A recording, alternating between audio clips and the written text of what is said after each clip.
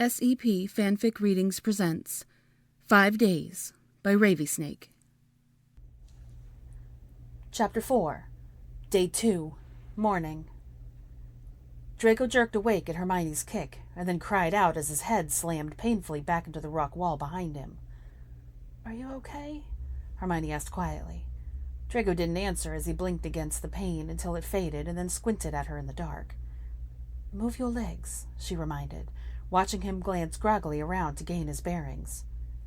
"Oh, gods," he groaned miserably as he tried to stretch his muscles. "I know," Hermione said softly. "My body aches too." "This is a bit more than an ache," he said with a grimace. He squinted his eyes harder to see through the eerie, gray, dark shadow they were bathed in. How long was I out? What time is it?" Hermione shook her head. "You were out nearly 30 minutes. I had to kick you about 10 times to get you to wake up," she said, her tone accusatory. Draco frowned at her. "Like I can help it. I'm tired. I lost 2 of my turns when those damn bats came back." Hermione sneered at him. "I didn't exactly get to snooze peacefully through that either." Draco furrowed his brow slightly as he ignored her and continued to look blearily around. "Why is it still so dark? It has to be close to morning." A soft rumble of thunder answered him, and they both looked at each other with wide eyes. "Rain," Hermione said anxiously. Her brow knitted in worry. "The forecast did call for storms." "But that means we'll have water," Draco noted. "It'll help us survive longer." "Yes, but we'll be wet," she said seriously. "And that means we'll get colder. You thought last night spellcasting took a toll. Imagine having to dry and warm ourselves and kick our legs." Draco gave her a troubled look and tilted his face upward again. "Maybe we'll be shielded from the worst of it," he proposed lamely. Hermione didn't look convinced as she, too, glanced up. "We'll see, I suppose." "Think it'll be enough to wash this out, at least?" Draco asked, leaning his head over to inspect his wound. He wrinkled his nose at it. "What's the matter?" Hermione asked in concern. Draco shook his head slightly. "It looks worse." He flexed his fingers and winced. "Oh, hurts worse, too." Hermione frowned at his arm. "I doubt a bit of rainwater will be enough to combat whatever infection is almost surely already proliferating in there." "A morning full of happy news," Draco drawled. "At least you didn't suffocate on my rat's nest," Hermione offered. He looked back at her at that and let his eyes roam over her disheveled hair before meeting her gaze. "A small victory," was all he said before sighing and cracking his neck to one side. "But I suppose I'll take it." Hermione hummed and laid her head down on his shoulder. "I'm hungry," she whispered after a minute of silence between them. Draco rested his head back and sighed again. "Yeah," he said. "If you could eat anything right now, what would you choose?" she asked softly. Draco turned his face toward her and closed his eyes and inhaled deeply. "Apples," he answered. Hermione sniffed in amusement. "Really? Of everything in the world to choose from, you go with apples?" "Apples," he merely repeated, resting his cheek against the top of her head. Hermione looked slightly stunned at the intimate gesture, but didn't pull away. You know what I would choose?" she asked. Draco hummed inquiringly, and she smiled. "I'd want a large, buttery bacon sarnie." Draco moaned. "I thought you were against intensifying our suffering," he teased. "Imagine it," she went on. "All piled high and greasy and terrible for you. But, Draco smiled at the thought of such a sandwich. "You are evil." Hermione chuckled. "No, I'm hungry." There was suddenly another clap of thunder. "Sounds like the storm's getting closer," Draco noted, glancing up again. "Yeah," Hermione agreed dismally. They simply listened to the steadying, increasing sounds of wind and thunder for a bit, until Draco lifted his head again and cleared his throat. I need to relieve myself again," he said awkwardly. Hermione raised her head as well and tried to give him an encouraging smile. "Yeah, I figured you would. I already went too, just before you woke up." She reached her hand to his zipper, but he flinched. "What's wrong?" She frowned at him.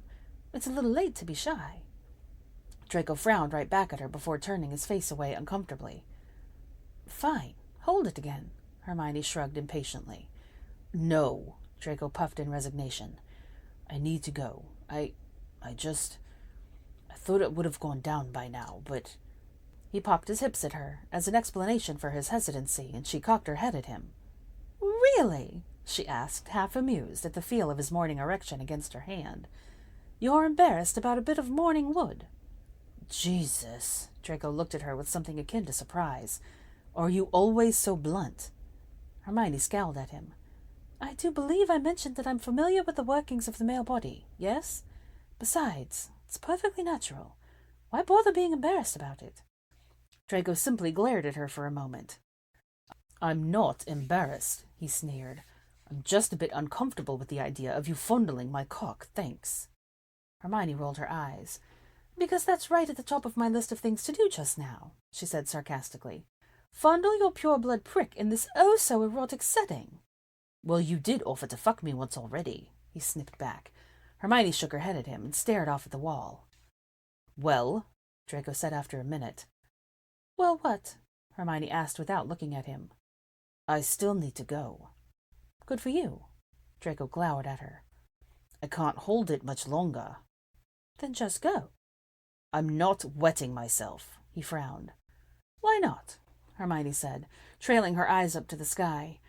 If this rain ever actually comes, we're both going to get soaked anyway. Draco's expression shifted to one of reluctant desperation. Please, Granger. I'm already going to die miserably in this pit. I'd like to save what little dignity I have left in me. You consider my helping you urinate a way to maintain your dignity? She scoffed. It's better than messing myself, yes, he answered sourly.